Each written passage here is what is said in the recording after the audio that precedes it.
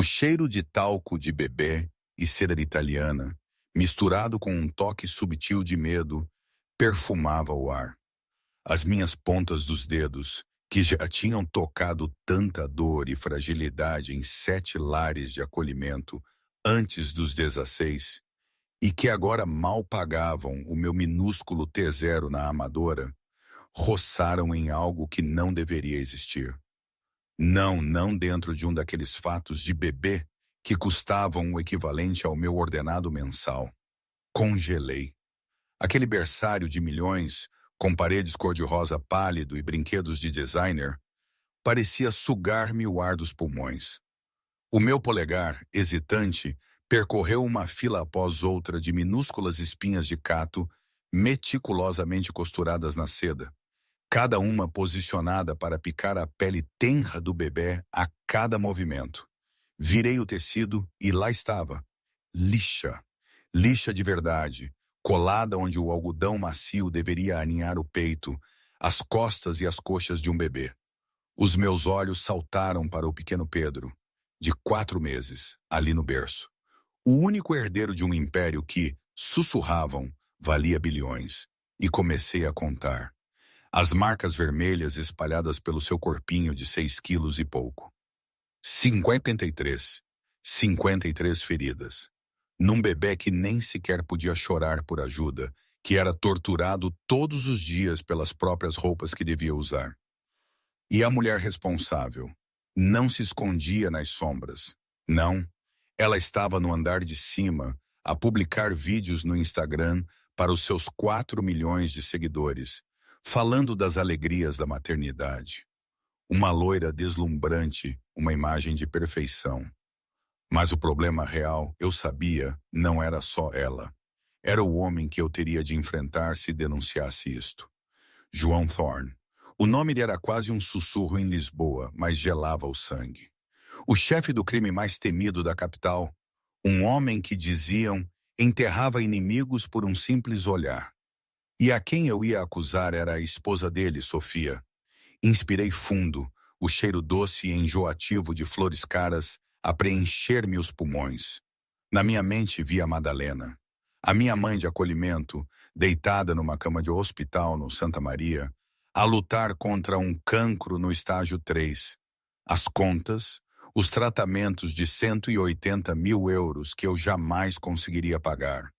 Ficar calada significava manter este emprego, talvez salvar a única pessoa que alguma vez me tinha amado incondicionalmente. O que faria eu? O que faria qualquer pessoa? Depois, o olhar do Pedro. Aqueles olhos cansados, tão azuis cinzentos como o céu antes da tempestade, me levaram de volta no tempo. 6 anos. Eu sentada num canto escuro, o cheiro a cigarro e uísque, e aquelas queimaduras nos meus braços, a suplicar aos adultos que acreditassem em mim, enquanto eles simplesmente desviavam o olhar. Naquele momento, não havia realmente uma escolha, pois não. O som dos saltos Louis Vuitton, batendo no mármore, ecoou pelo corredor. O som vinha do fundo, crescendo. Sofia. Tinha segundos. O meu coração batia tão forte que senti que ia rasgar-me o peito. Escondi o fato de bebê atrás das costas, as mãos a tremer. Sofia Hartwell. A mulher de 29 anos surgiu na porta do berçário como uma pintura perfeita emoldurada pela luz dourada.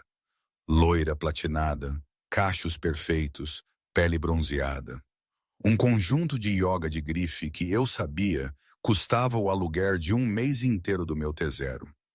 O olhar dela varreu o quarto do Pedro, deitado só de fralda, a mim, parada ao lado do muda-fraldas, com uma rigidez que traía o meu nervosismo.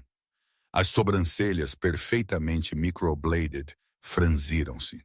Por que é que o meu filho ainda não está vestido? A voz dela era doce, mas afiada como uma lâmina. O tom de quem está habituado a ser servido e não tolera atrasos. O João chega em 20 minutos e quer pegar no Pedro. Você foi contratada para cuidar do meu filho, não para o deixar nu. Dei um passo em frente, quase tropeçando nos meus próprios pés. Respirei fundo, sentindo-me na beira de um penhasco. Lentamente mostrei o fato de bebê, virando-o do avesso para que aquelas minúsculas espinhas de cato brilhassem sob o lustre de cristal. Por que encontrei isto, Dona Sofia? A minha voz tremeu, mas não de medo, de raiva, a raiva a ferver dentro de mim. Pode explicar por que é que as roupas do seu filho têm espinhos de cato e lixa costurados por dentro? O ar no quarto opulento congelou. Eu observei o rosto da Sofia como uma enfermeira observa um paciente, registrando cada mudança subtil. As pupilas dilatadas por meio segundo. Choque real. Depois os olhos azuis faiscaram para o berço onde Pedro jazia. Cálculo. A mandíbula dela contraiu-se quase imperceptivelmente. Preparação. E finalmente, como uma máscara cuidadosamente posta, apareceu a expressão de uma mãe preocupada e confusa. Tão perfeita que eu teria acreditado, se não tivesse acabado de testemunhar a sequência anterior. "O quê?" exclamou Sofia, a voz subindo, a mão voando para cobrir a boca num gesto de horror encenado com facilidade. "É um fato de bebê que comprei na semana passada no El Corte Inglés. É algodão orgânico italiano, certificado hipoalergênico. Não há maneira de ter." "Ah." Eu interrompi, avançando na direção dela com o fato de bebê erguido. "Olhe, toque, sinta os espinhos, sinta a lixa." Sofia não se moveu, não estendeu a mão para tocar na evidência. Os olhos dela viajaram do fato para o meu rosto, e naquele momento vi a fria calculadora a funcionar por trás da fachada de pânico. "Isto deve ser culpa da lavandaria", disse Sofia, a voz voltando ao controlo. "Mando todas as roupas do Pedro para a Madame Laurence na Avenida da Liberdade. Vão pagar por isto. Vou processá-los até a ruína por magoarem o meu filho." "Lavandarias não costuram espinhos nas roupas, Dona Sofia", respondi, a minha voz firme agora, porque eu tinha visto a verdade nos olhos dela. Tinha visto o monstro por baixo da máscara perfeita. Estes espinhos foram costurados à mão. Os pontos são irregulares. A linha não corresponde ao tecido original. A lixa foi colada com adesivo especial para tecido. Alguém alterou deliberadamente este fato depois de ter sido comprado. Sofia aproximou-se, o espaço entre nós diminuindo. Quando falou, a voz baixou para um sussurro terrivelmente doce. "Ouça-me, enfermeirinha. Você está aqui há 12 dias. Não sabe nada sobre esta família, sobre o meu casamento, sobre o que realmente acontece nesta casa. Sabe quem é o meu marido? Sabe o que acontece às pessoas que interferem nos assuntos da família Thorne?" Não recuei. Pensei nas queimaduras de cigarro no meu próprio braço quando tinha 5 ou 6 anos. Pensei nos adultos que se viraram quando implorei que acreditassem em mim. Eu não ia virar as costas ao Pedro. "Sei quem ele é", disse eu, encarando os olhos azuis frios de Sofia. "E sei que ele ama o Pedro. Se ele vir as 53 feridas no corpo do filho, se ele souber porque o Pedro chora cada vez que o pega." Deixei a frase pairar no ar, e pela primeira vez vi algo como medo cintilar nos olhos de Sofia. O som de um motor ecoou da garagem. Não o ruído de um carro comum, mas o ronronar profundo e inconfundível de um Rolls-Royce Phantom. E vi Sofia endireitar-se instantaneamente, como uma serpente a sentir os passos de um caçador. Nos poucos segundos antes de a porta do berçário se abrir, vi Sofia ajustar rapidamente a sua expressão, apagando a ameaça fria e substituindo-a pelo sorriso gentil de uma esposa à espera do marido.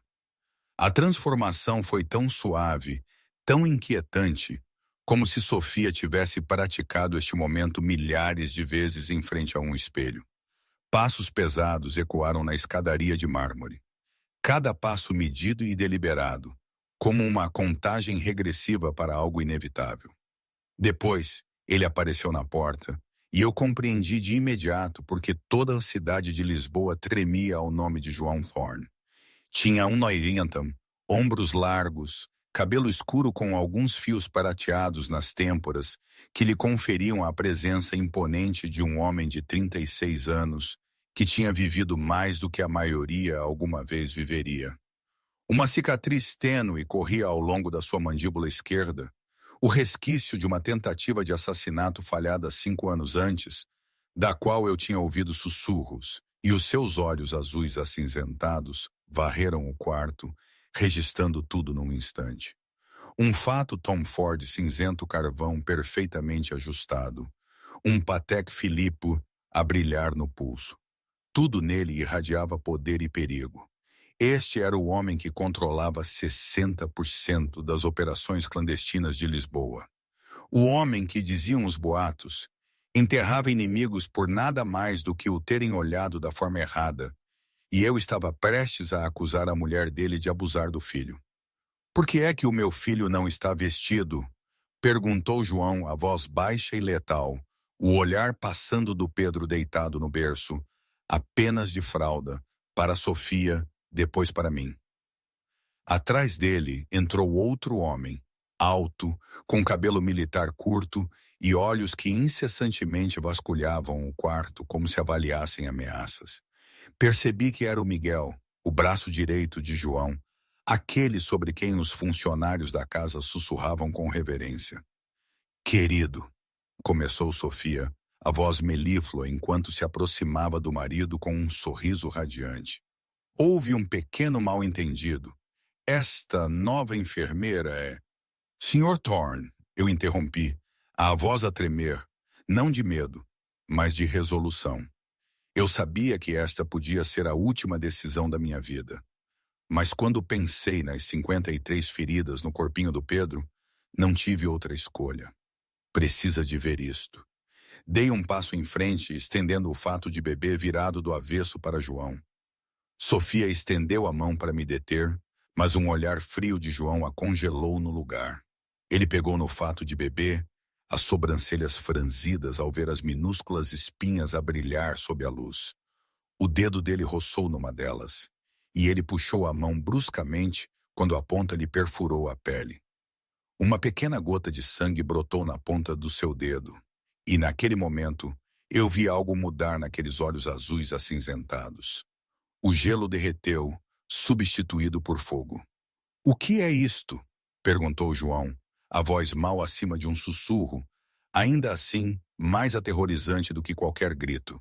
Ele virou o fato de bebê, os dedos a percorrerem as filas de espinhos costurados com cuidado, tocando os pedaços de lixa colados onde roçariam o peito, as costas e as coxas de um bebê a cada movimento. "João, querido, eu posso explicar." Sofia começou, a voz mais alta agora, mais rápida, a compostura perfeita de antes a desvanecer-se. "Isto é definitivamente culpa da..." João levantou uma mão e Sofia emudeceu como se lhe tivesse cortado o ar. Ele não olhou para a esposa. Os olhos dele permaneceram fixos no fato de bebê, nas minúsculas espinhas desenhadas para perfurar a pele delicada do filho dia após dia. Depois, ele olhou para cima, o olhar movendo-se lentamente para o berço onde Pedro estava deitado, o seu pequeno corpo marcado com manchas vermelhas que João agora compreendia que não eram alergias ou pele sensível. "Miguel", disse João, a voz cortando o silêncio como uma lâmina. "Ponha toda a propriedade em quarentena. Ninguém sai, ninguém entra." "João, não pode." Sofia ofegou. O medo real finalmente irrompendo no seu rosto impecável. "Silêncio", disse João. Apenas 2 palavras, mas suficientes para fazer Sofia recuar como se tivesse sido atingida. Ele virou-se para mim, e eu senti como se estivesse a ser escrutinada, avaliada, dissecada. "Você", disse ele, "explique tudo." Respirei fundo e comecei a explicar tudo desde o início.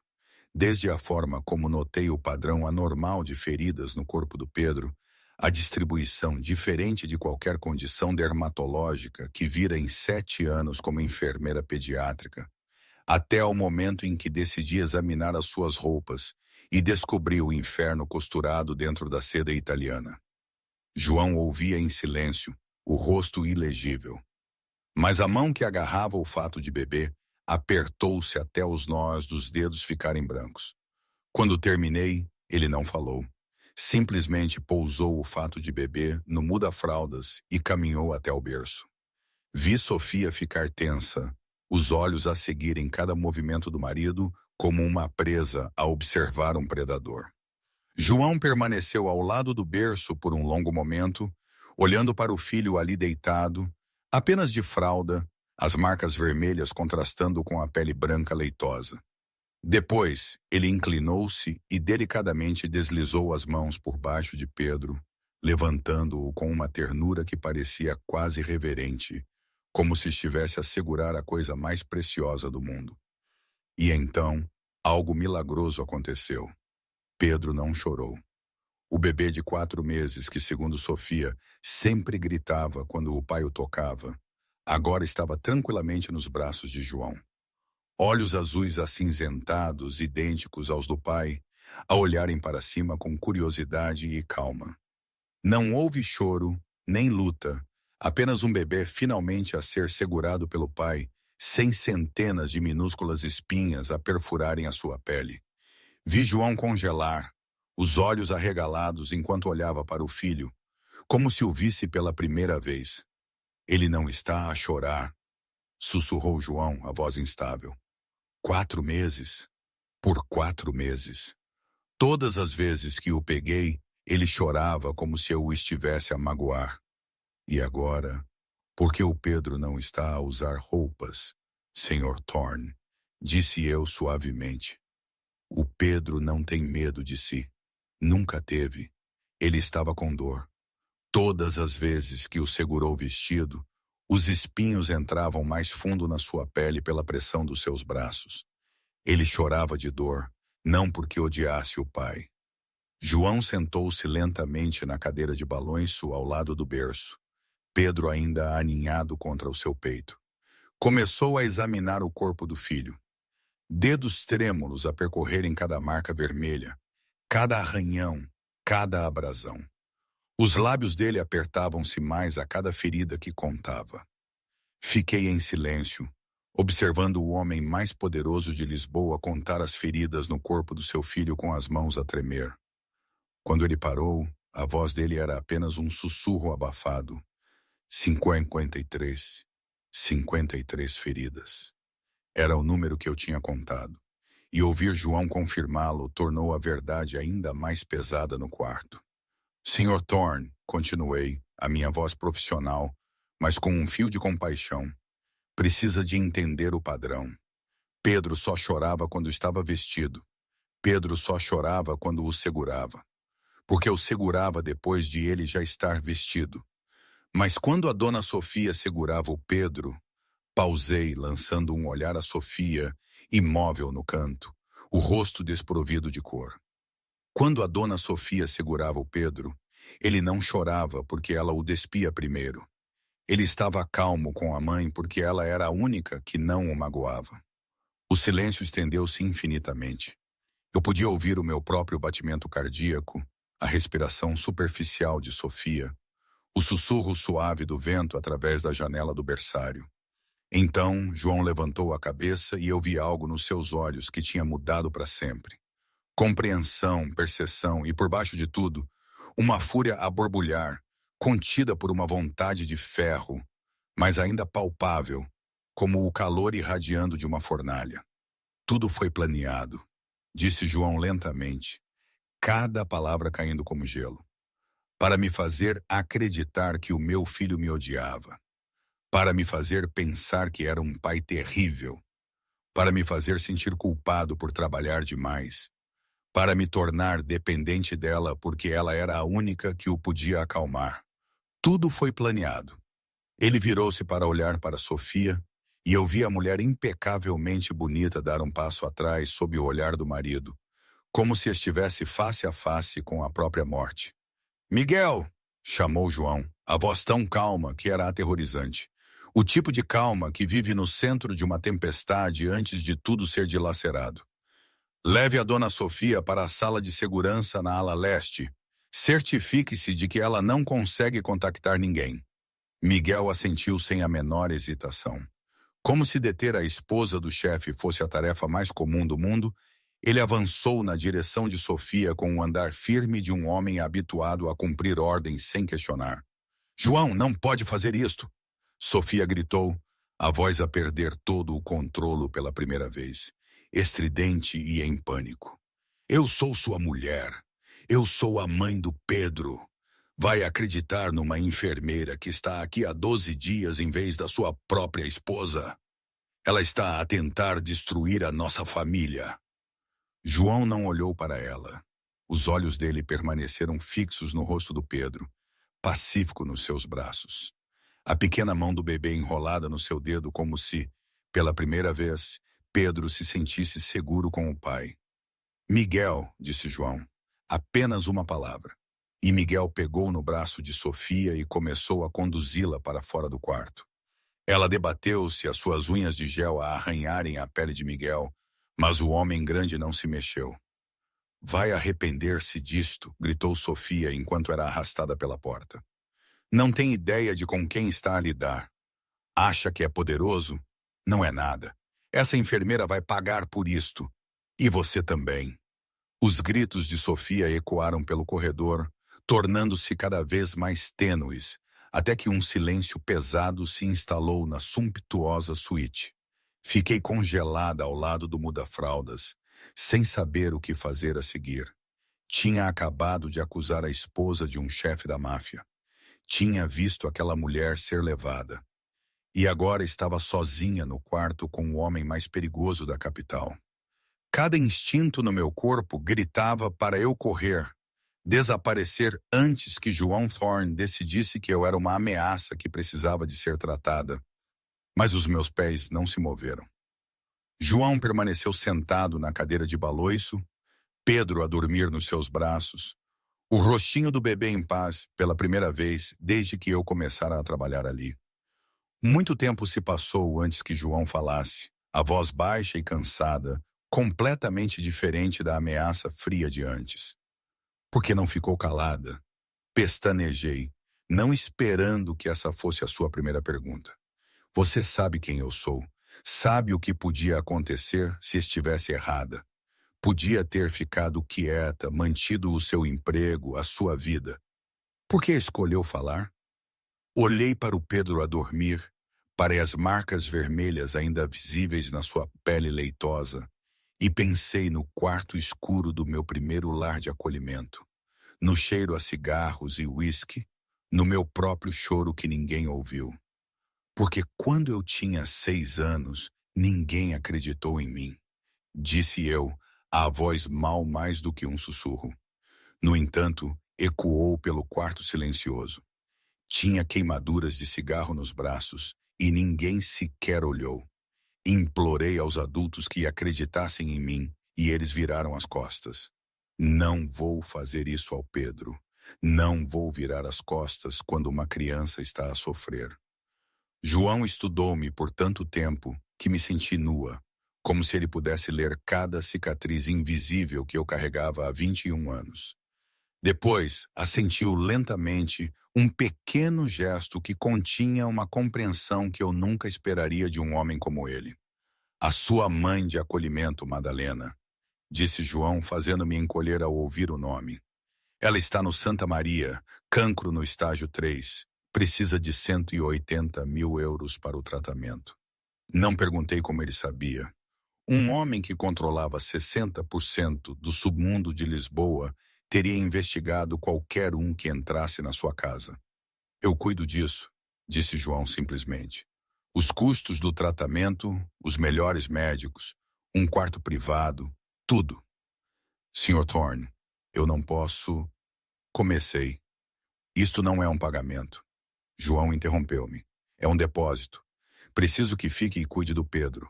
Pelo menos até eu saber quem mais nesta casa estava a trabalhar para a Sofia, em quem posso confiar.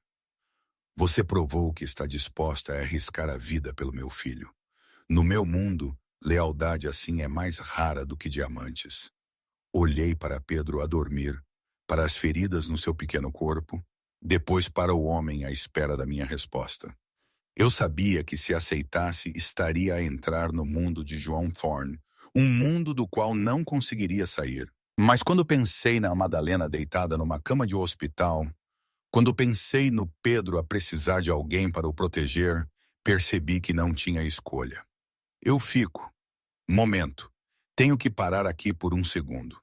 Toda esta situação, este meu novo emprego, esta casa de loucos, este homem que te oferece o mundo enquanto esconde o submundo. É tão irreal que, por vezes, me pergunto se não estou a sonhar. Lá na Amadora, no meu bairro, nós diríamos, está tudo louco? Mas aqui basta Oscar aqui parece ser a única verdade. A gente habitua-se a lutar para sobreviver, a arranhar a vida com as unhas. E de repente és atirada para um luxo que esconde uma crueldade abismal. A Madalena sempre me ensinou a desconfiar das coisas que vêm de borla. Mas isto não é de borla, pois não. Estou a pagar com a minha paz, com o meu conforto e com algo mais. Não sei bem o que. É uma aposta gigante. Mas, sei lá, às vezes as maiores apostas são as únicas que fazem sentido. Voltando à história, se é que se pode chamar história a este turbilhão de acontecimentos. Uma hora depois de eu concordar em ficar, estava ao lado de João e Miguel, em frente à porta do closet do Pedro, um quarto separado de quase 40 metros quadrados, dedicado unicamente ao guarda-roupa de um bebê de 4 meses. Quando a porta se abriu, não consegui conter um suspiro agudo.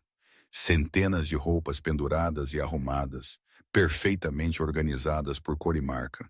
De Gucci Baby a Burberry Kids, de Dior Infant, Armani Jr. Cada peça com um preço igual ou superior ao que eu ganhava num mês inteiro a trabalhar num hospital público. João não perdeu tempo. Mandou Miguel tirar tudo. E os três começamos o trabalho meticuloso de inspecionar cada item, virando cada camisola, cada par de calças, cada meia do avesso.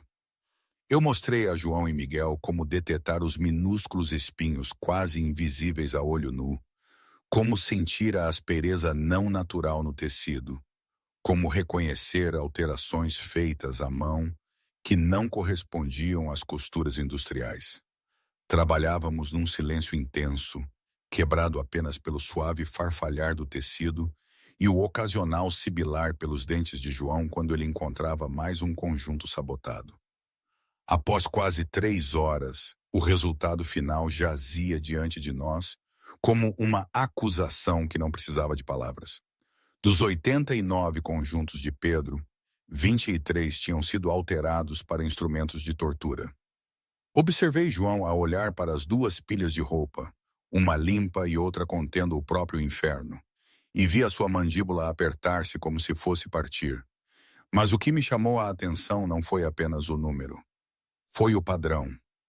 Senhor Thorne, disse eu, arrumando cuidadosamente as roupas sabotadas numa única linha. Consegue ver o que elas têm em comum? João olhou para baixo, olhos azuis acinzentados a examinarem as roupas. São os conjuntos que Pedro usava quando eu estava em casa. Assenti. Reparei num caderno no quarto de vestir que registra as roupas diárias do Pedro e quem as escolheu. Todos os conjuntos sabotados foram escolhidos pela dona Sofia nos dias em que o senhor trabalhou em casa ou nas noites em que regressou mais cedo. As roupas que Pedro usava quando os fotógrafos vinham para as sessões de Instagram estavam todas limpas. João emudeceu, absorvendo a informação. Ela precisava de fotos perfeitas para a sua imagem de mãe impecável. Pensei com nojo. Sofia não queria Pedro a chorar nas fotos.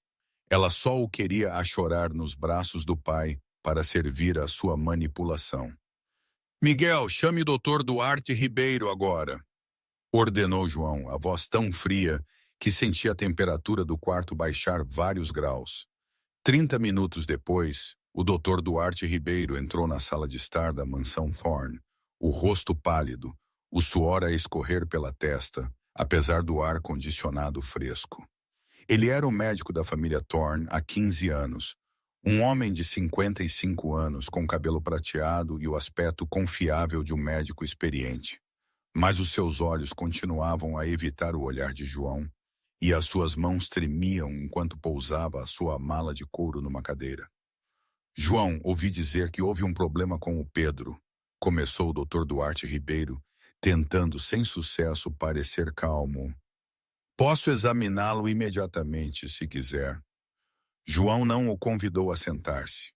Ele estava ao lado da lareira, uma mão no bolso, a sua postura relaxada, mas a irradiar perigo como uma pantera a observar uma presa. Ribeiro, quanto é que ela lhe pagou? O Dr. Duarte Ribeiro pestanejou rapidamente, o rosto mudando de surpresa para pânico, depois tentando confusão. Não sei do que está a falar, João. Quem me pagou o quê? Não vou perguntar duas vezes. A voz de João não subiu nem um decibel, mas a ameaça era tão clara como um tiro. O doutor Duarte Ribeiro desabou na cadeira como um balão murcho, a cabeça caindo nas mãos a tremer. 50 mil por mês, sussurrou ele, a voz a falhar. Ela pagava-me 50 mil euros todos os meses para relatar que o Pedro tinha pele sensível, que as marcas vermelhas eram alergias a detergentes ou tecidos novos. Ela sabia da minha dívida de jogo, 3 milhões de euros devidos a um casino no Estoril. Ela ameaçou expor-me se eu não cooperasse. Eu estava no canto, a náusea a subir. Um médico, um homem que jurou proteger os pacientes, tinha olhado para as feridas de um bebê de 4 meses e mentido para ocultar o abuso. Levem-no, ordenou João a Miguel. Falaremos mais tarde. Enquanto o doutor Duarte Ribeiro era levado, Miguel regressou com um telemóvel, a expressão sombria. Chefe, conseguimos aceder ao telemóvel da dona Sofia. Há mensagens encriptadas com um número que ela tem usado regularmente há 3 anos. João pegou no telemóvel, percorreu as mensagens e eu vi o rosto dele virar pedra. Cristiano Macedo, murmurou ele o nome como se cuspisse veneno. Chefe, disse Miguel, atenção a apertar a voz. Se o Macedo tinha alguém dentro de casa há 3 anos. Não precisou de terminar. Eu podia ver nos olhos dos 2 homens a percepção de algo muito maior do que o abuso de uma criança. João Thorne não tinha sido apenas traído pela esposa. Tinha sido apunhalado nas costas por um inimigo durante 3 anos sem nunca o saber. A sala de segurança na ala leste da propriedade era totalmente à prova de som. Nenhum ruído era capaz de escapar das suas paredes espessas e porta de aço. Quando João entrou, comigo a segui-lo, Sofia estava sentada na única cadeira do quarto, as mãos algemadas à barra de metal aparafusada à mesa. Ela olhou para nós e fiquei surpreendida ao não ver qualquer vestígio da mulher histérica que gritava há poucas horas. Em vez disso, Sofia observou-nos com um olhar frio e desdenhoso, como se ainda estivesse no controle. Então, finalmente veio, disse Sofia, a voz inquietantemente calma. Suponho que encontrou as mensagens com o Cristiano. João puxou uma cadeira e sentou-se à frente da esposa, menos de 1 metro a separá-los. Eu estava no canto, sentindo-me como se estivesse a assistir a uma peça sombria em que não tinha papel, mas da qual não conseguia desviar o olhar. Diga-me, disse João, a voz desprovida de emoção. Desde o início. Sofia inclinou a cabeça, um leve sorriso a tocar os seus lábios perfeitamente preenchidos. Que versão quer? A da esposa amorosa e incompreendida ou a verdade? A verdade? Está bem. Sofia recostou-se relaxada, como se estivesse num spa em vez de numa sala de interrogatório. 5 anos atrás, a família Hartwell estava à beira da falência. O meu pai jogou tudo e devia a pessoas a quem não devia. Você precisava de uma esposa com pedigree para legitimar a sua imagem. O meu pai precisava de dinheiro para sobreviver. Este casamento nunca foi por amor, João. Foi uma transação comercial e você sabia disso. João não argumentou. O rosto dele ainda estava esculpido em pedra. Continue. Há 3 anos conheci o Cristiano num gala de caridade. Sofia continuou.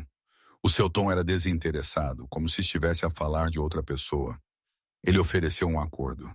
Eu dar-lhe-ia informações sobre as suas operações, o seu horário, as suas fraquezas, e quando ele estivesse pronto para atacar, eu receberia 50 milhões de euros e a minha liberdade. Realmente achou que eu queria passar a vida como uma esposa decorativa de um chefe da máfia? Pedro, disse João apenas uma palavra. Mas eu ouvi a dor aprisionada por baixo dela. O que era o Pedro no seu plano? Pela primeira vez, Sofia pareceu levemente irritada, como se a pergunta interrompesse a sua narrativa. Pedro foi um acidente. Nunca planeei engravidar, mas quando aconteceu, o Cristiano viu uma oportunidade. Uma criança dar-lhe-ia uma nova fraqueza. Distraí-lo-ia. E se eu pudesse fazê-lo acreditar que o seu próprio filho o odiava, o rejeitava, queria apenas a mãe, ela encolheu os ombros. Um homem que acredita que o mundo inteiro se virou contra ele, até o seu próprio filho, é muito mais fácil de derrotar. Senti-me enjoada ao ouvir Sofia falar sobre torturar o seu filho com a indiferença de uma estratégia de negócios.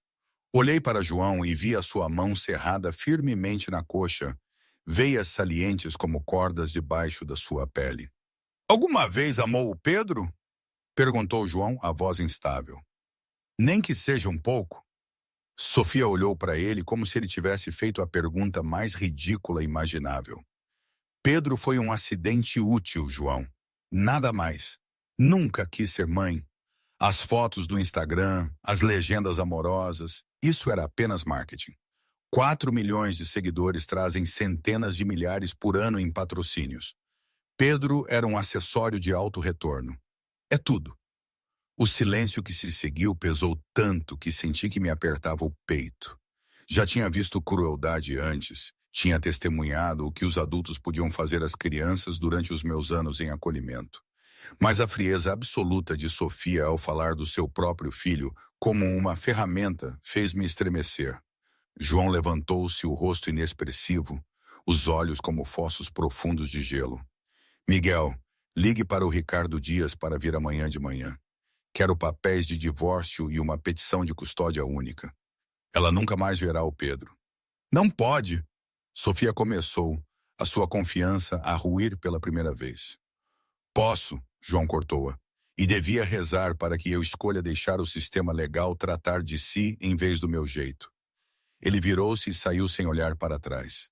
Seguiu, deixando Sofia na sala insonorizada com gritos furiosos que ninguém ouviria. Naquela noite, quando a propriedade mergulhou no silêncio e Pedro dormia pacificamente no seu berço sob a vigilância de um guarda em quem João confiava, eu não consegui dormir. Desci para a cozinha para fazer chá e fiquei surpreendida ao encontrar João já lá, sentado sozinho na escuridão, com um copo de uísque na mão. Não tinha acendido as luzes, apenas o brilho tênue da cidade para lá da janela projetava sombras no seu rosto exausto. Hesitei um segundo, depois entrei, deitei água quente numa chávena e sentei-me à sua frente. Permanecemos em silêncio por muito tempo. Dois estranhos atirados para a mesma tempestade, procurando quietude na noite. 4 anos, disse João finalmente, a voz rouca com uísque e algo mais profundo. 4 anos, pensei que tinha uma família de verdade, uma esposa, não perfeita, mas minha. Um filho que chorava cada vez que o segurava, mas eu acreditava que ele se habituaria a mim. Chegava a casa todas as noites na esperança de que hoje fosse diferente, que Pedro não chorasse ao ver-me.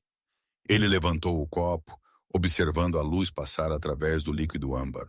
Tudo o resto na minha vida é violência, transações, sobrevivência. Mas em casa, eu pensei que podia ser normal, um pai normal.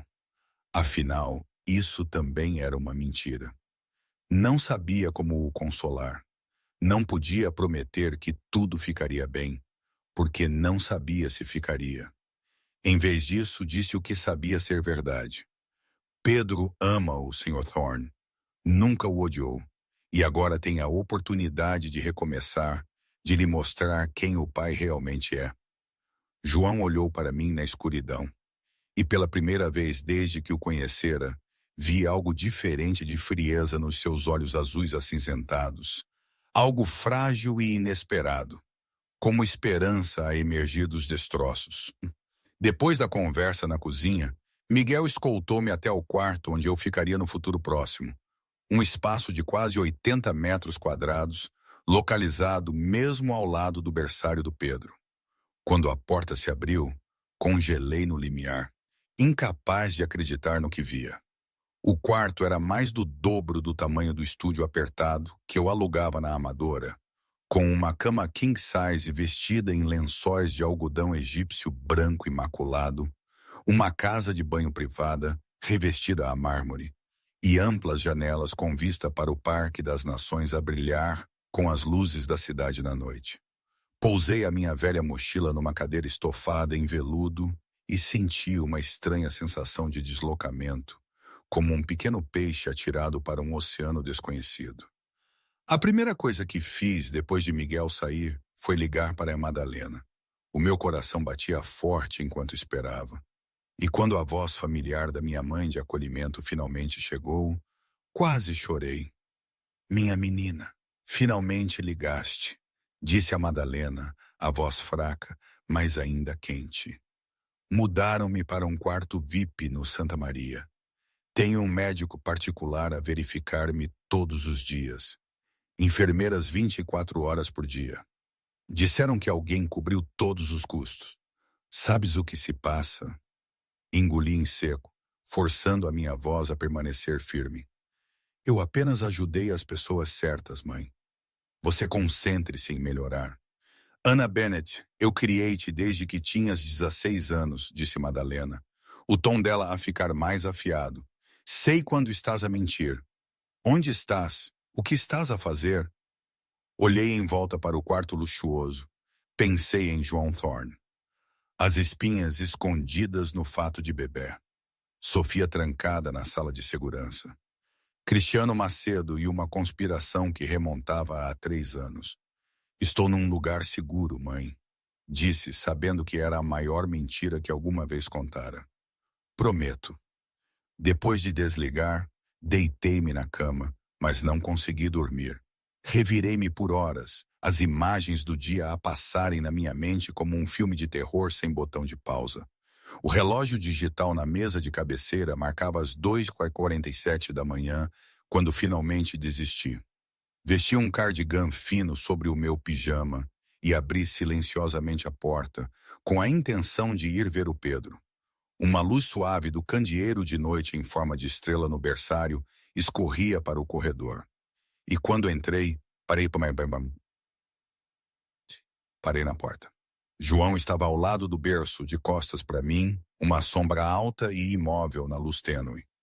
Já não estava a usar o seu fato, apenas uma camisa preta com as mangas arregaçadas, revelando antebraços tatuados que, eu suponho, ostentavam o brasão da família Thorne.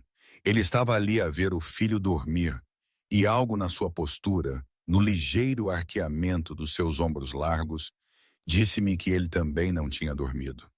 Você também está acordada, disse João sem se virar, como se tivesse olhos nas costas da cabeça, ou estivesse simplesmente tão condicionado à vigilância que sentia cada presença à sua volta. Entrei, parando a alguns passos de distância. Não consigo dormir. Eu também não. O silêncio estendeu-se entre eles, quebrado apenas pela respiração constante de Pedro e o som tênue do vento lá fora da janela. Então João falou, a voz baixa e cansada, como se carregasse o peso do mundo. 4 meses. Durante 4 meses, eu chegava a casa todas as noites ansioso para segurar o meu filho. E todas as vezes que o tocava, ele chorava como se eu o estivesse a matar. Ele parou, os dedos roçando o corrimão do berço. Deitava-me acordado todas as noites a perguntar-me o que tinha feito de errado. Li todos os livros sobre como ser um bom pai, vi vídeos, consultei especialistas. Ninguém tinha uma resposta, e Sofia estava sempre lá, a consolar-me, a dizer-me que Pedro só precisava de tempo, que alguns bebés só se apegam às mães. Ele virou-se para me olhar, e na luz tênue eu vi a exaustão esculpida nas suas feições marcadas. Pensei que era o pior pai do mundo. Pensei que talvez o meu filho pudesse de alguma forma sentir o que eu faço lá fora, o que sou, e que ele me odiava por isso. Até pensei que... Ele não terminou a frase, mas eu percebi. Já tinha visto aquele mesmo desespero em muitos olhos. Uma vez vira-o no espelho quando tinha 10 anos e acreditava ser a razão pela qual a vida de todos à sua volta se desmoronava. Não é um mau pai, disse eu gentilmente, mas com firmeza. Foi manipulado. Sofia projetou tudo para o fazer sentir assim, para o destruir, para o tornar dependente dela. Isso não foi culpa sua. E agora que sabe a verdade, pode recomeçar. João olhou para mim por um longo momento na escuridão. E eu senti como se algo invisível estivesse a formar-se entre nós.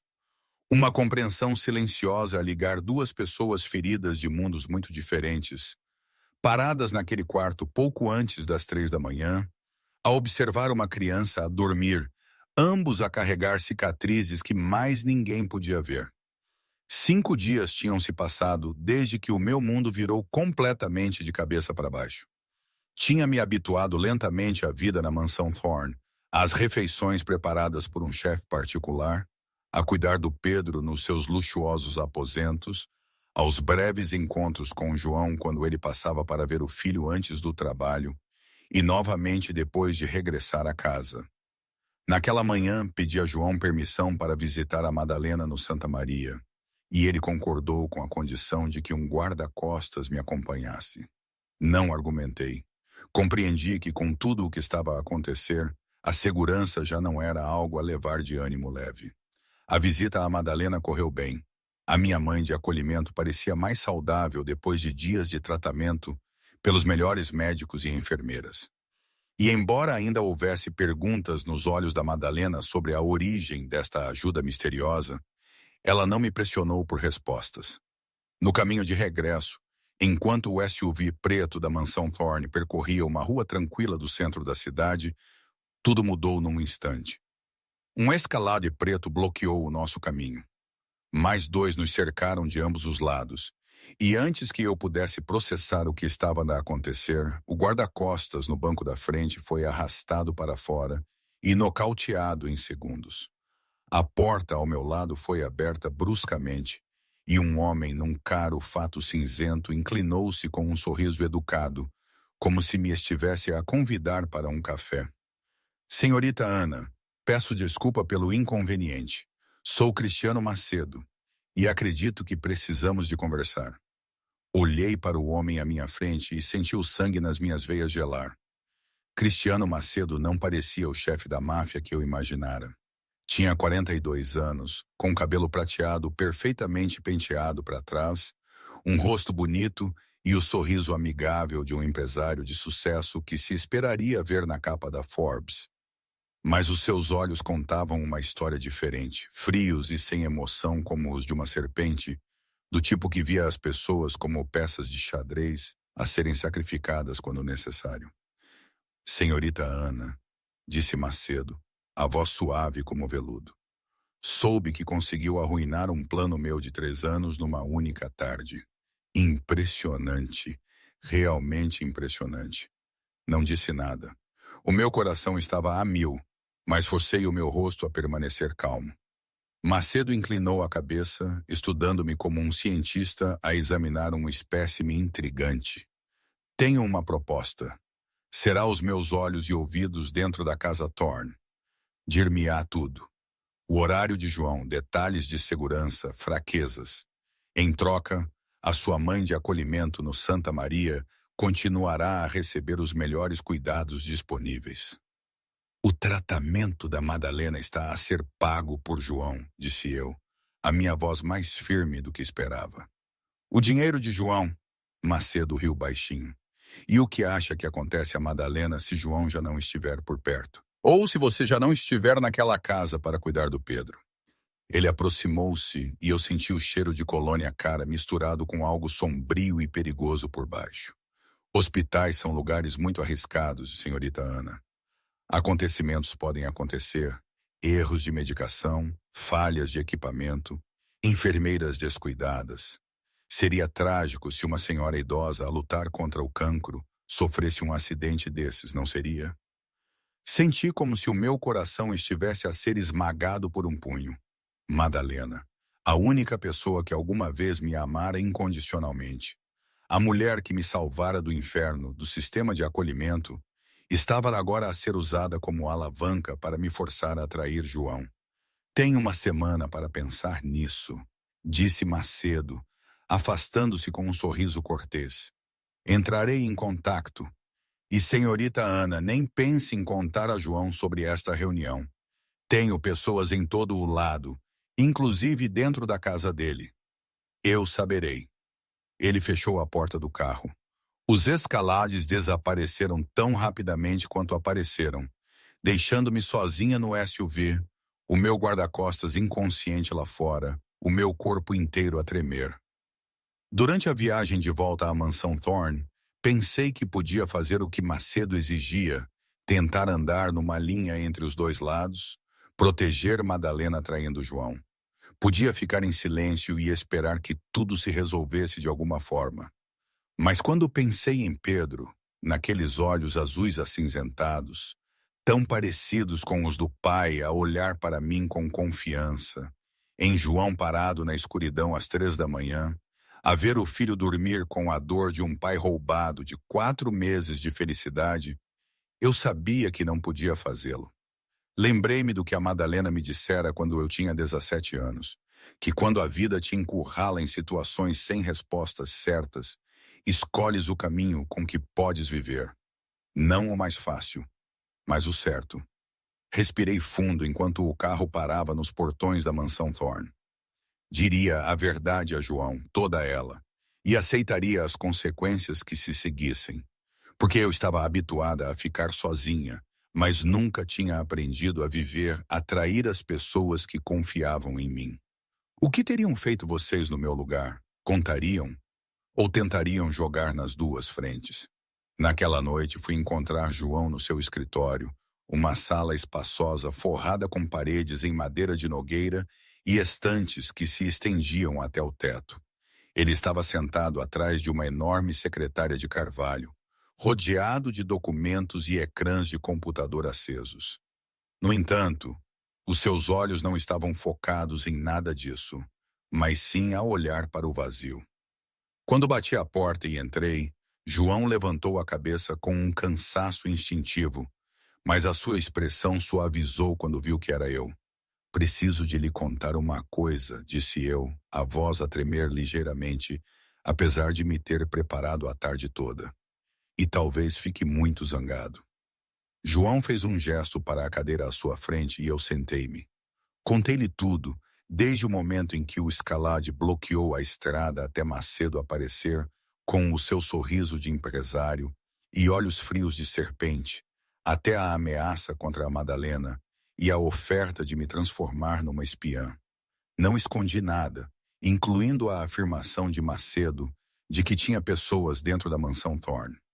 Quando terminei, o silêncio estendeu-se por tanto tempo que pude ouvir o relógio de parede a tic-taquear. João olhava para mim sem pestanejar, e eu não conseguia ler o que se passava por trás daqueles olhos azuis acinzentados. Por que não se tornou uma agente dupla? Perguntou João finalmente, a voz sem emoção. Podia ter fingido concordar com Macedo, dado-lhe informações inofensivas, protegido Madalena e ficado aqui, segura de ambos os lados. Porque você merece a verdade, respondi sem hesitar. Assim como Pedro merece estar seguro. Não posso dizer-lhe que estou disposta a arriscar a minha vida pelo seu filho e depois virar-me e traí-lo no momento em que alguém me ameaça. A confiança não funciona assim. Pelo menos, não para mim. João inclinou-se para a frente, as mãos apertadas em cima da secretária, o olhar cortando-me como se procurasse algo por baixo das minhas palavras. Percebe que esta decisão pode levá-la à morte? Macedo não é um homem que aceita rejeição. Sei, disse eu, Mas também sei que viver tendo que olhar para mim no espelho todos os dias e ver uma traidora não é viver. Já perdi muito na minha vida, mas nunca me perdi a mim mesma. Não vou começar agora. Um momento se passou. Então algo inesperado aconteceu. O canto da boca de João levantou-se ligeiramente. Não um sorriso, mas algo próximo de admiração. Ele levantou-se, contornou a secretária e parou à minha frente. Madalena será transferida para a minha instalação médica no norte do país amanhã. Médicos particulares, segurança 24 horas por dia, 7 dias por semana. Ninguém se aproximará dela sem a minha permissão. Macedo quer jogar com ameaças aos inocentes. Ele aprenderá que isso foi um erro. Olhei para ele, sentindo como se um peso enorme tivesse sido levantado do meu peito. Senhor Thorne, não sei o que dizer. João, corrigiu ele gentilmente, num tom que nunca lhe tinha ouvido antes. E não precisa de dizer nada. Ele estudou-me por um longo momento, e na luz dourada e quente do escritório, vi algo mudar nos seus olhos, algo mais suave, mais humano. Sabe, durante anos, todos os que vieram a mim quiseram algo. Dinheiro, poder, proteção, conexões. Ninguém vem sem uma agenda, mas você. Ele parou como se procurasse as palavras certas. É a única pessoa em anos que não quis nada de mim. Simplesmente fez o que era certo, mesmo quando isso podia tê-la matado. Não sabia como responder.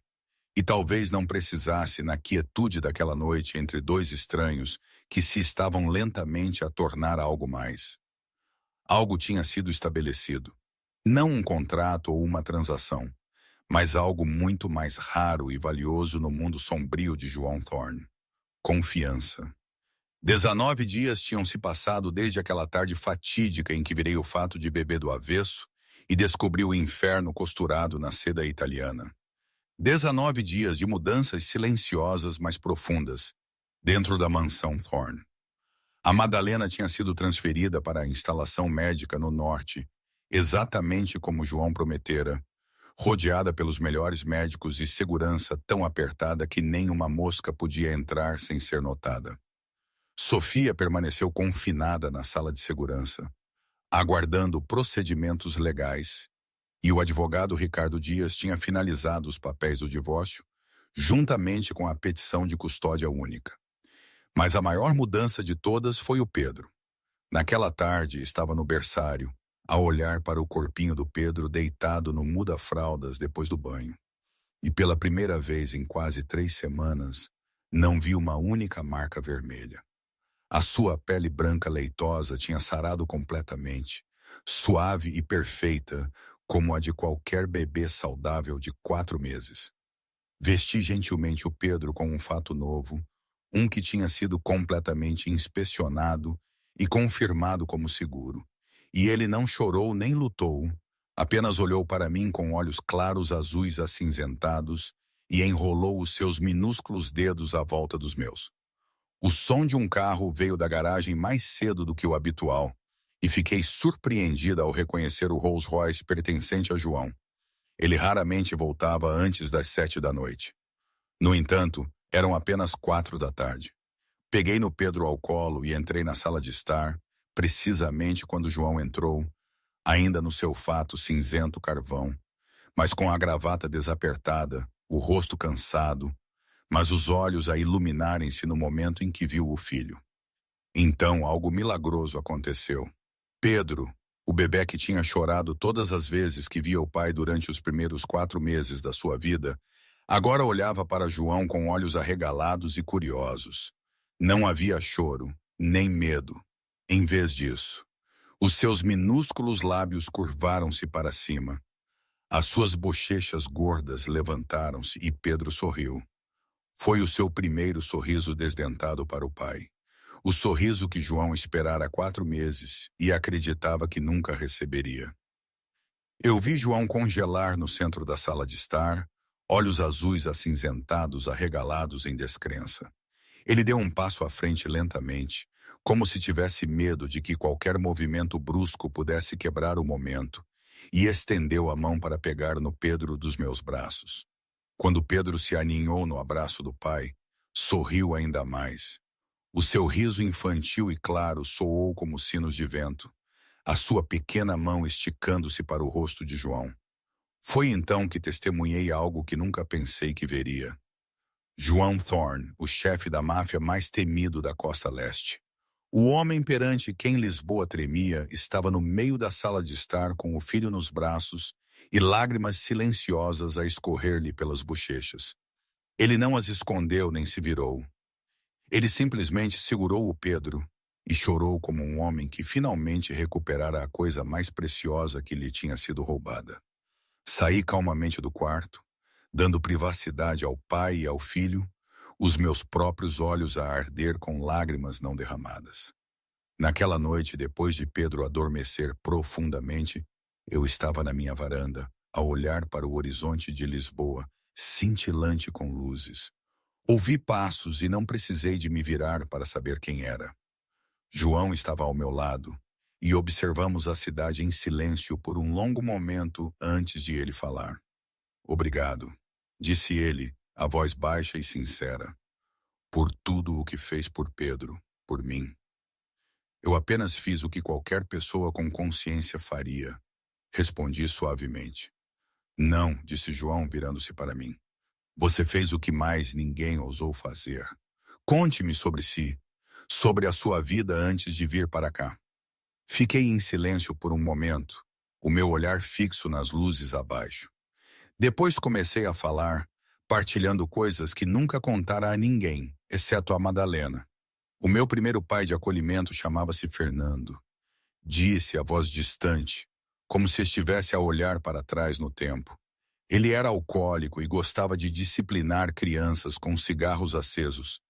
Fiquei com ele 18 meses até uma professora reparar nas queimaduras nos meus braços e chamar a polícia. Depois disso, houve mais 6 lares de acolhimento, cada um com os seus próprios problemas. Aos 16 anos, estava num centro de acolhimento e já tinha quase desistido. Pausei, engolindo em seco. Então, a Madalena apareceu. Ela era uma enfermeira reformada, 60 anos, a viver sozinha, sem razão para acolher uma rapariga de 16 anos, cheia de cicatrizes e danos emocionais. Mas ela olhou para mim e disse, não precisas de ser perfeita, só precisas de ser tu mesma. Essa foi a primeira vez que alguém me disse isso. Quando me virei, vi João a observar-me com uma expressão que não conseguia decifrar, profunda e complexa. Ele levantou lentamente a mão e tocou na minha bochecha, os seus dedos quentes contra a pele arrefecida pelo ar da noite. Não recuei, nem avancei. Permanecemos ali num momento suspenso entre 2 mundos, numa linha que ambos sabíamos que não deveríamos cruzar, mas da qual não conseguiam desviar-se. Bosti, você merece mais do que isto, sussurrou João, a voz rouca. Mais do que uma vida na casa de um chefe da máfia. Mais do que o perigo e a escuridão que me rodeiam. Talvez, sussurrei de volta, mas é aqui que escolho ficar. João retirou a mão e recuou, restabelecendo uma distância segura. No entanto, algo entre eles tinha mudado para sempre. Um fio invisível tinha sido amarrado, um que não podia ser cortado. 26 dias depois de eu ter descoberto as espinhas escondidas no fato de bebê de Pedro, 3 semanas depois de o mundo de João Thorne se ter desmoronado e ter sido reconstruído das cinzas, o inferno chegou às 2h17 da manhã. Eu estava num sono profundo e sem sonhos, quando as sirenes de alarme rasgaram a noite, o som estridente ecoando pela propriedade como o grito de uma fera ferida. Saltei na cama, o coração a mil, e antes que pudesse recompor-me, a minha porta foi aberta bruscamente. João estava ali, sem fato nem gravata, apenas uma camisa preta e uma arma na mão. O rosto tenso como um arame sob as luzes vermelhas intermitentes do sistema de segurança. Macedo, disse ele, apenas uma palavra. Mas foi o suficiente para eu entender tudo. 20 atiradores estão a invadir a propriedade. Leve o Pedro e vá para a sala de pânico agora. Miguel a vai guiar. Não perdi um segundo com perguntas. Corri para o berçário ao lado, onde Pedro chorava, assustado com os alarmes. Peguei nele, apertando-o contra o meu peito, sentindo o seu pequeno corpo a tremer contra o meu. Shhh, está tudo bem, sussurrei. Mesmo sabendo que era mentira, mesmo sabendo que nada estava bem, Miguel apareceu na porta do berçário. A sua precisão tática e anos de treino pareciam não afetar a sua velocidade, a arma firme na mão, os olhos varrendo todos os ângulos. Siga-me agora. Corremos pelos longos corredores, as luzes vermelhas intermitentes criando uma névoa surreal e pesadelo. Disparos irromperam dos andares inferiores, rajadas de tiros a estalarem no ar, misturadas com gritos e o estilhaçar de vidro. Segurei Pedro com mais força, protegendo a cabeça dele com a minha mão enquanto corria. Corri como nunca antes, mantendo-me perto das costas de Miguel por passagens tortuosas que eu nem sabia que existiam na propriedade. Estávamos quase na sala de pânico quando tudo desmoronou. 3 atiradores apareceram no final do corredor, e Miguel reagiu instantaneamente, empurrando-me para um recanto na parede e abrindo fogo. Encurvei-me no canto, Pedro a gritar nos meus braços, e tudo o que pude fazer foi fechar os olhos e rezar, enquanto disparos ensurdecedores explodiam à nossa volta. Depois ouvi um gemido de dor, e o meu coração pareceu parar. Miguel! Gritei quando vi o homem grande cair contra a parede, o sangue a ensopar-lhe o ombro. Mas Miguel ainda não estava caído. Ele derrubou o último atirador, depois virou-se para mim, o rosto pálido pela perda de sangue. Vá! A porta da sala de pânico está no final do corredor. O código é o aniversário do Pedro. Eu cubro-a. Mas você, comecei. Vá! Miguel rugiu e eu não tive mais tempo para hesitar. Apertei o Pedro e corri para o final do corredor, os dedos a tremerem enquanto inseria o código no teclado. E quando a grossa porta de aço se abriu, mergulhei lá dentro como para os braços da salvação. A sala de pânico era uma câmara reforçada com paredes de aço, comida e água suficientes para 2 semanas. E o mais importante, um sistema de câmaras de segurança mostrando cada canto da propriedade. Coloquei Pedro no berço portátil preparado lá dentro, tentando acalmá-lo, mesmo enquanto eu mesma tremia incontrolavelmente. Depois os meus olhos foram para os ecrãs das câmaras, e o sangue nas minhas veias gelou. João estava lá embaixo a lutar contra pelo menos 5 atiradores ao mesmo tempo. Já tinha derrubado vários, mas a sua munição era limitada, e os atacantes continuavam a chegar como uma inundação. Vi-o ser atingido no ombro, cambalear, depois a sua arma ser-lhe chutada da mão por outro atacante. Vi João cair, cercado por 3 atiradores, e eu sabia que, a menos que um milagre acontecesse, o homem que salvara Madalena, que me mostrara que até monstros podiam ter corações, ia morrer naquela noite. Observei os monitores de segurança com um coração que parecia estar a ser esmagado dentro do meu peito. João estava cercado por 3 atiradores, um joelho pressionado nas suas costas, uma arma encostada à sua cabeça. E eu sabia que tinha apenas segundos para decidir. Pedro estava no berço portátil, já não chorava, a olhar para mim com olhos azuis acinzentados confiantes, idênticos aos do pai. Se João morresse naquela noite, Pedro seria um órfão, e eu perderia o primeiro homem que realmente me tinha visto, o primeiro que confiara em mim, não pelo que eu lhe podia dar, mas pelo que eu era. Não podia deixar que isso acontecesse. Virei-me para o kit de emergência dentro da sala de pânico, procurei desesperadamente e encontrei um taser. Não era uma arma ideal, mas a única que eu sabia usar. Olhei para Pedro mais uma vez e sussurrei que voltaria. Prometi. Depois abri a porta de aço e saí. O corredor estava completamente escuro, iluminado apenas pelas luzes de emergência vermelhas e intermitentes e o eco distante de tiros vindo de baixo. Eu movia-me como um fantasma, encostada à parede, cuidadosa para não fazer um som. Tinha memorizado a posição de João pelas câmaras, a sala de estar do primeiro andar, e tinha que o alcançar antes que fosse tarde demais.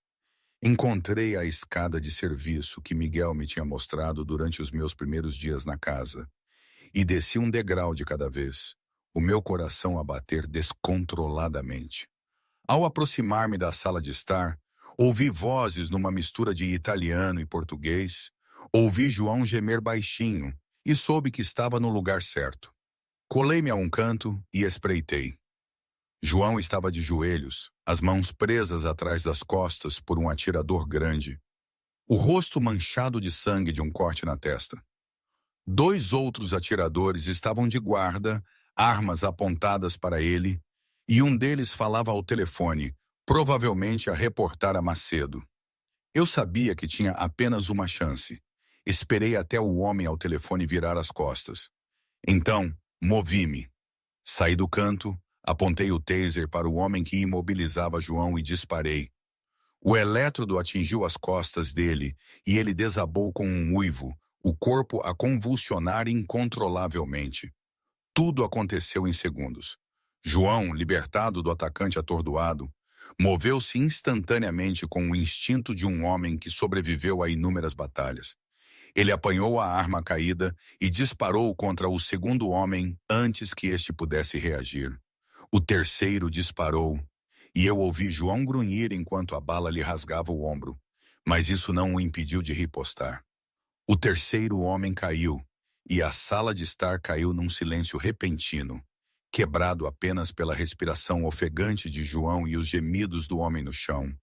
João falou com os dentes cerrados, a voz fraturada pela dor, dizendo que eu estava louca e ordenando-me que voltasse para a sala de pânico imediatamente. Respondi que não iria a lado nenhum sem ele. Deslizei o meu braço à volta dele e ajudei-o a levantar-se. Ele era mais pesado do que eu esperava, quase 1,90, um puro músculo, mas a adrenalina deu-me uma força que eu normalmente não tinha. Cambaleamos pelo corredor. Eu quase o arrastava, o sangue dele a ensopar as minhas roupas. Chegamos à sala de pânico exatamente quando ouvi passos a apressarem-se na nossa direção. Bati a porta de aço e tranquei-a, e desabamos lá dentro como folhas levadas por uma tempestade. Não parei para respirar. Baixei João para o chão, rasguei a camisa dele e examinei a ferida. A bala ainda estava alojada no seu ombro. O sangue fluía constantemente, e sem a remoção, ele poderia sangrar até a morte. João disse-me que havia um kit médico no canto e avisou-me que iria doer. Disse que sabia, já abrir o kit e a preparar as ferramentas, dizendo-lhe que não havia anestesia. Ele disse que não precisava, observando-me com olhos azuis acinzentados, cheios de dor e algo mais que eu não ousava nomear, dizendo-me para o fazer. Trabalhei. Já tinha removido balas e suturado feridas em salas de emergência, mas nunca assim. Nunca com um paciente que me mantinha o olhar sem vacilar, que suportava a agonia em silêncio. Quando extraí a bala e comecei a suturar a carne rasgada, João finalmente perguntou por que é que eu tinha voltado. Sem olhar para cima, disse que era porque Pedro precisava do pai. Ele perguntou se era só Pedro. Eu parei por um instante, depois continuei a costurar, dizendo-lhe que ele sabia que não era só Pedro. O silêncio estendeu-se entre nós, quebrado apenas pelos suaves ruídos de Pedro do berço e o som da agulha a passar pela pele. Quando terminei e enfaixei a ferida, o barulho lá fora mudou subitamente. O fogo recomeçou, mas desta vez parecia mais distante. Então, uma voz familiar estalou no rádio do kit de emergência. A voz de Miguel, fraca mas viva, dizendo que reforços tinham chegado. Macedo estava a recuar. A propriedade estava segura. Exalei como se libertasse um peso esmagador. E quando olhei para João, vi-o a olhar para mim com uma expressão que eu sabia que nunca esqueceria. O olhar de um homem que finalmente encontrara algo que deixara de acreditar que merecia. 33 dias tinham se passado desde que virei o fato de bebê do avesso e expus o inferno costurado na seda italiana. Uma semana após o ataque de Macedo. E a mansão Thorne estava lentamente a regressar ao normal, ou pelo menos ao normal para os padrões de uma família de máfia. João tinha recuperado com uma velocidade surpreendente, a ferida no seu ombro ainda enfaixada, mas já não o suficiente para o afastar do trabalho. Naquela manhã, ele convocou-me ao seu escritório e disse-me que ia lidar com Macedo de uma vez por todas, que eu e Pedro teríamos segurança adicional enquanto ele estivesse fora, que tudo terminaria naquela noite. Não perguntei o que lidar significava. Havia coisas que eu não precisava de saber e não queria saber. Simplesmente assenti e disse-lhe para ter cuidado. E quando João olhou para mim com uma expressão invulgarmente gentil antes de partir, o meu coração apertou-se com preocupação. Naquela tarde, enquanto eu alimentava Pedro no berçário, ouvi um som desconhecido vindo do corredor. Ouvi atentamente e o meu pulso acelerou quando reconheci o ritmo. Não os passos pesados dos guardas ou o suave caminhar da dona Idalina, mas o estalido agudo de saltos altos. Um som tão familiar que me gelou o sangue. A porta do berçário abriu-se e Sofia estava ali, já não a mulher impecável e polida que eu conhecera. O seu cabelo loiro platinado estava emaranhado, a maquilhagem borratada, as suas roupas amarrotadas como se as tivesse usado por dias. Mas o que me fez saltar para os pés não foi a aparência de Sofia. Foi a arma na sua mão, apontada diretamente para mim. Sofia falou com uma voz trêmula e olhos selvagens, perguntando se eu estava surpreendida, rindo com desprezo que eu realmente achava que podiam trancá-la para sempre, dizendo que sempre haveria alguém disposto a ajudar se o preço fosse certo. Lentamente, pousai a garrafa, levantei-me e posicionei-me de modo a que o meu corpo bloqueasse o berço onde Pedro estava deitado. Perguntei o que Sofia queria. Sofia riu, o som estridente ecoando pelo berçário dourado, dizendo que queria a sua vida de volta. Queria os 50 milhões de euros que Macedo prometera. Queria sair do inferno que suportara por 5 anos como esposa decorativa de um gangster. E eu tinha arruinado tudo com o meu hábito de meter o nariz onde não era chamado. Não recuei. Mesmo que a arma estivesse a menos de 2 metros, disse que tinha salvado o filho de Sofia de ser torturado todos os dias. E se isso era interferência, eu falo-ia 1000 vezes. Sofia avançou, os olhos vermelhos e desequilibrados, dizendo que Pedro nunca tinha sido seu filho. Que ele fora um erro, um fardo, uma ferramenta, e se ela não conseguia o que queria dele, então ninguém o teria. Ela apontou a arma para o berço atrás de mim. Fiquei reta, os braços abertos em frente ao berço de Pedro, como um escudo vivo, dizendo a Sofia que ela teria de disparar através de mim primeiro. Sofia rosnou, perguntando se eu achava que ela não o faria, perguntando o que é que ela tinha lá a perder. Eu disse que achava que Sofia era uma cobarde, a minha voz firme apesar do meu coração a bater como um tambor de guerra, dizendo que Sofia só se atrevia a magoar aqueles que não conseguiam lutar, um bebê de 4 meses que não conseguia gritar por ajuda, um marido que confiava nela e não conseguia ver a traição. Mas agora, de pé diante de alguém que a podia olhar nos olhos e dizer a verdade, ela estava com medo de não ter a coragem de puxar o gatilho, de não ter a coragem de fazer nada sem que alguém a protegesse. O rosto de Sofia contorceu-se de raiva, o seu aperto na arma apertando-se, e eu vi o seu dedo começar a apertar o gatilho. Fechei os olhos, pronta para a bala, pronta para morrer, protegendo a criança atrás de mim. Mas a arma nunca disparou.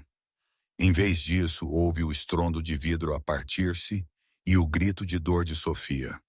Abri os olhos e vi Sofia caída no chão, sangue a escorrer de uma ferida na cabeça, a arma a deslizar pelo quarto. De pé atrás dela estava a dona Idalina, a governanta de 60 anos que trabalhava na mansão Thorne há 20 anos. A segurar os restos de um vaso de cristal Waterford que acabara de partir na cabeça de Sofia. Dona Idalina disse que tinha trabalhado naquela casa durante 20 anos, que vira Pedro crescer desde o seu primeiro dia e não deixaria ninguém magoar aquele menino, nem mesmo a sua própria mãe. Eu fiquei ali, com as pernas a tremer, e pela primeira vez desde que Sofia tinha entrado no quarto, permiti-me respirar. O que a dona Idalina me contou depois, quando já estávamos a tomar um chá com as mãos ainda a tremer, foi diferente. Ela disse que não aguentava mais aquela mulher, que havia tratado o pequeno Pedro com uma frieza que lhe gelava a alma. Parecia uma bruxa, Ana. E o miúdo, que coitadinho. Eu já via aquilo a acontecer há tanto tempo, mas não era o meu lugar. Mas quando ela apontou a arma para o miúdo, ou para si, que era o mesmo, aí já era. Tinha que ser. O meu filho mais novo ia ficar tão orgulhoso da mãe, aposto. Disse ela, com um sorriso sem dois dentes da frente. Para ela, aquilo tinha sido uma simples questão de justiça doméstica. Um ato de coragem quase maternal. Não a catástrofe que eu sentira. É engraçado como as pessoas veem a mesma coisa de maneiras tão distintas, não é? João regressou à propriedade menos de uma hora depois de Dona Idalina ter derrubado Sofia, e o olhar no seu rosto quando viu a cena no berçário foi algo que eu sabia que nunca esqueceria. Sofia ainda estava inconsciente no chão, os seus pulsos firmemente algemados por Miguel, embora ela não fosse a lado nenhum. O sangue da ferida na sua cabeça já seco numa mancha vermelho escura contra o seu cabelo loiro platinado. João passou por ela como se fosse uma pilha de lixo. Foi direto para mim, onde eu estava sentada na cadeira de balanço com Pedro nos braços, os olhos dele varrendo o meu corpo para verificar qualquer sinal de ferimento. Está bem? Foi a primeira coisa que ele perguntou. Não perguntou sobre Sofia, não perguntou o que tinha acontecido, mas perguntou sobre mim. Assenti, não confiando na minha voz se abrisse a boca. João ajoelhou-se à minha frente, uma mão tocando suavemente a cabeça do Pedro enquanto o bebê dormia, inconsciente da tempestade que acabara de passar, a outra pousada no meu joelho como se precisasse de confirmar que eu estava realmente ali, realmente segura. Depois, levantou-se e virou-se para Sofia, e eu vi a sua mandíbula apertar-se, vi a sua mão cerrar-se num punho, vi a raiva a borbulhar sob a superfície calma. Eu sabia que no mundo de João o que Sofia tinha feito acarretava apenas uma punição, e não era a prisão. Miguel, disse João, a voz fria como gelo, ligue para o nosso contato no Departamento de Polícia Judiciária. Miguel pareceu tão chocado que nem tentou escondê-lo, e eu senti o mesmo. A PJ era o inimigo natural de homens como João. A ameaça constante que ele passara toda a sua carreira a evitar. A ideia de que ele os contactaria voluntariamente era impensável. Chefe? Perguntou Miguel, como se precisasse de ter certeza de que tinha ouvido corretamente. Ligue-lhes, repetiu João. Diga-lhes que tenho provas de abuso infantil, conspiração com Cristiano Macedo e informações suficientes para abrir um processo de crime organizado. Diga-lhes que estou disposto a cooperar se quiserem o Macedo servido numa bandeja de prata. 2 meses depois, sentei-me na sala de estar da mansão Thorne, a ver as notícias sobre a conclusão do julgamento. Sophia Hartwell, o seu nome de solteira, pois perdera o direito ao nome Thorne há muito tempo, fora sentenciada a 15 anos de prisão federal por acusações de abuso infantil, conspiração e cumplicidade em atividades de organização criminosa sob o Estatuto Rico, sem possibilidade de liberdade condicional nos primeiros 12 anos. Todos os direitos parentais terminados permanentemente. A imagem de Sofia a ser levada para fora do tribunal algemada, o rosto que antes enfeitava capas de revistas, agora pálido e envelhecido por uma década, era uma que eu sabia que me assombraria por um tempo, não por pena, mas porque me lembrava o custo da crueldade. João entrou na sala de estar e sentou-se ao meu lado, os seus olhos também fixos na televisão, onde os repórteres falavam sobre a queda de uma influencer com milhões de seguidores. Você perguntou-se, por que é que eu não a matei? Disse João, não uma pergunta, mas uma afirmação. Assenti. Tinha me perguntado isso por 2 meses. Por causa de si, João virou-se para mim, e nos seus olhos havia algo suave que eu começara a reconhecer. Você mostrou-me que havia outra maneira, que a violência nem sempre é a única resposta. E mais importante, ele fez uma pausa, olhando para o berçário onde Pedro estava às cestas.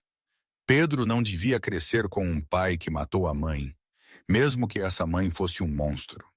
Dessa forma, ele crescerá sabendo que a mãe está a pagar pelo que fez, mas o pai dele não é um carrasco. Olhei para o homem sentado ao meu lado, o chefe da máfia mais temido da Costa Leste, que escolhera a justiça em vez da vingança, e percebi que estava a ver uma versão de João Thorne, que talvez mais ninguém alguma vez tivesse visto. 6 meses tinham se passado desde o dia em que Sofia foi sentenciada. 6 meses de mudanças que eu nunca imaginei que viveria para ver. A Madalena tinha sido declarada livre de cancro, os seus últimos exames todos com resultados limpos, e mudara-se para a casa de hóspedes na mansão Thorne, a convite de João, uma oferta que Madalena inicialmente recusara porque não queria ser um fardo, antes de finalmente aceitar quando João disse que Pedro precisava de uma avó. Eu tinha ficado para cuidar de Pedro, mas o meu papel há muito que tinha mudado, já não apenas uma enfermeira ou uma ama, mas algo que ninguém se preocupava em nomear, porque todos podiam ver. E João tinha me cortejado durante 6 meses, de uma forma que eu nunca esperaria que um chefe da máfia cortejasse alguém, não com presentes luxuosos ou grandes promessas, mas com pequenos e deliberados atos que tinham um peso real. Ele chegava a casa cedo todas as noites para jantar comigo e com Pedro. Ele pedia a minha opinião sobre todas as decisões que envolviam o filho. Ele lembrava-se que eu gostava de chá Earl Grey e certificava-se de que havia sempre uma caixa fresca na cozinha. Ele olhava para mim como se eu fosse a coisa mais valiosa numa casa cheia de pinturas milionárias e antiguidades inestimáveis. Mas cada vez que João se aproximava, eu dava um passo para trás. Não porque eu não sentisse nada por ele, mas porque tinha medo. Medo de não merecer algo bom. Medo de que, se me permitisse amar, seria magoada como sempre fora antes. Medo de que eu, uma criança que passara por 7 lares de acolhimento, simplesmente não fora feita para ser amada. Naquela noite eu estava na varanda com vista para Lisboa, como tantas vezes antes, as luzes da cidade a cintilar lá embaixo como um oceano de estrelas. Ouvi os passos familiares e não precisei de me virar para saber que João estava atrás de mim. Ele esteve ao meu lado em silêncio por um longo momento. E quando finalmente falou, a voz estava baixa e cansada, como se ele estivesse a carregar um peso há demasiado tempo. Não sou um bom homem, Ana, disse ele, o olhar fixo na distância. Já fiz coisas que você nunca perdoaria se soubesse os detalhes. As minhas mãos não estão limpas e provavelmente nunca estarão. Não posso prometer-lhe uma vida normal, segura, simples como outros homens podem. Virei-me para o olhar, para as linhas acentuadas do seu rosto, a cicatriz tênue ao longo da sua mandíbula, os olhos azuis acinzentados que continham uma vulnerabilidade que ele só mostrava a mim. Para o homem que salvara Madalena, protegeria Pedro e esperara por mim durante 6 meses sem queixas. Eu sei, disse eu, e a minha voz não tremeu como pensei que faria. Sei quem você é, João. Conheço o seu mundo e ainda estou aqui.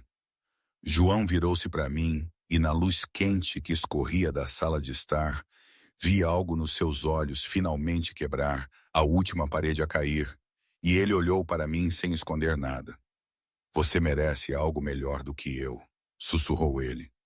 Talvez, respondi eu, e pela primeira vez, dei um passo à frente em vez de para trás, mas não quero algo melhor, quero você. João levantou a mão, tocando no meu rosto como fizera meses antes nesta mesma varanda. Mas desta vez nenhum de nós recuou.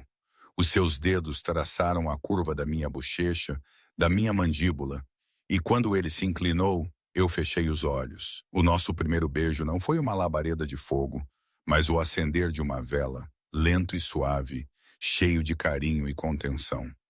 Os lábios de João eram quentes contra os meus, uma mão a aninhar a parte de trás do meu pescoço, a outra à volta da minha cintura, como se eu fosse algo precioso que podia quebrar. E eu, pela primeira vez nos meus 27 anos, permiti-me ser amada. Não recuei, não procurei razões para fugir, não disse a mim mesma que não era digna.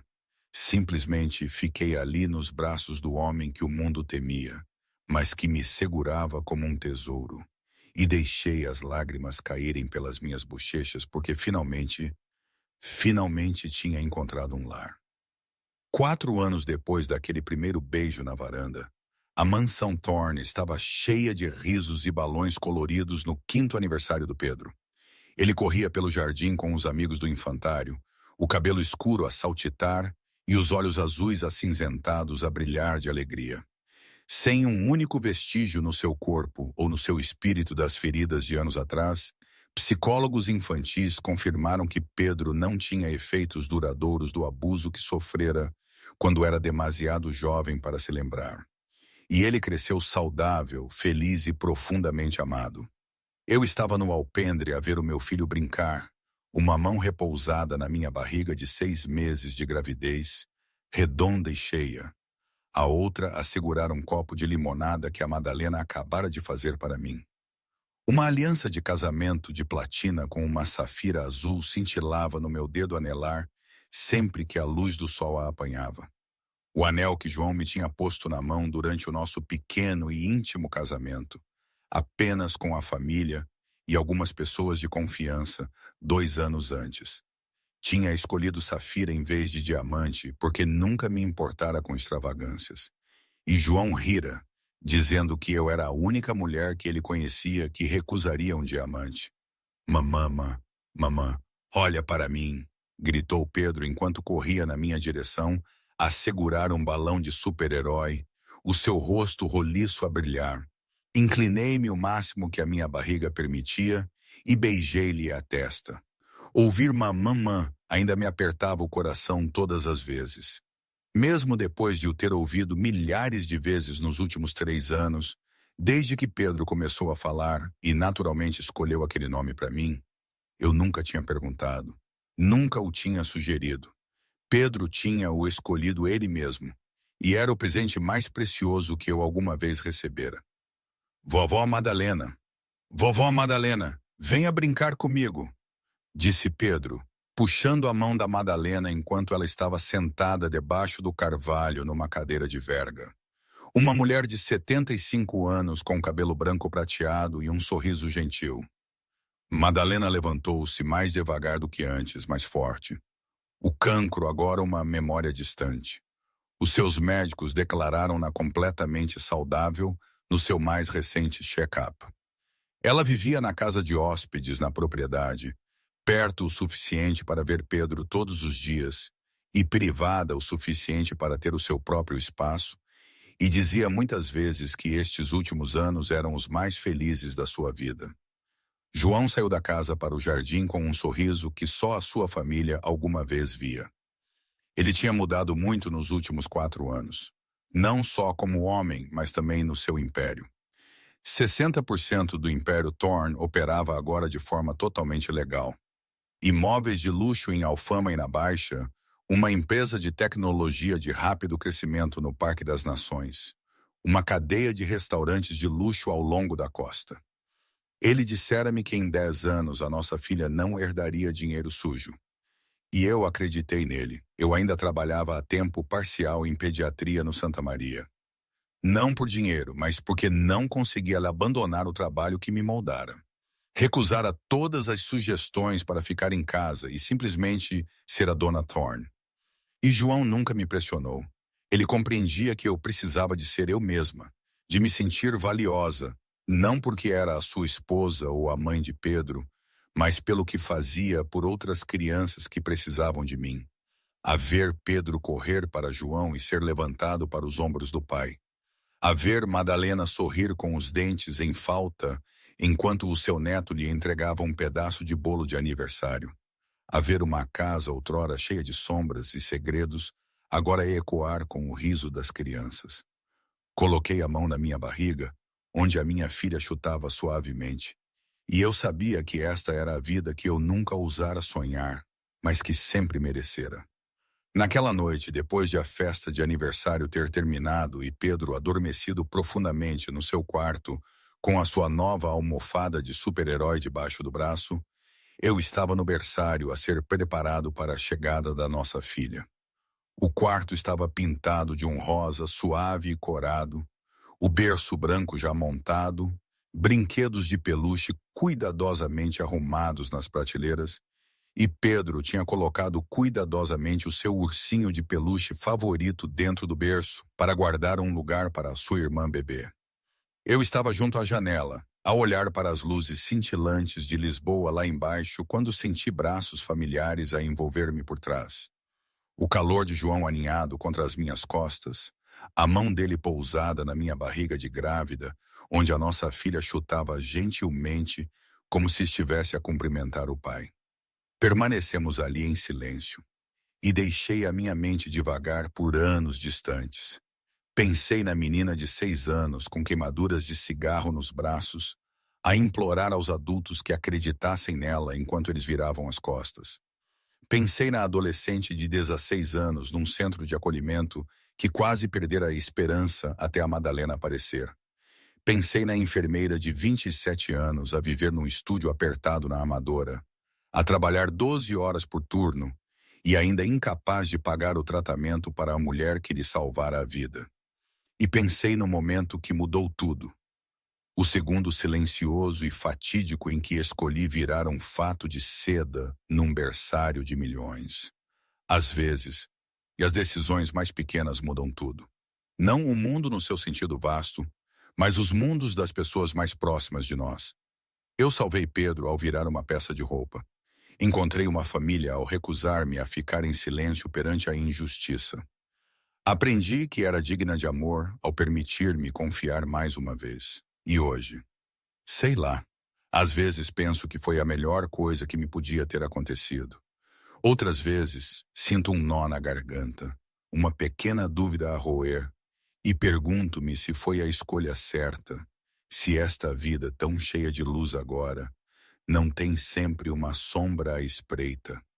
É tudo tão intenso, mas no fim é a minha vida.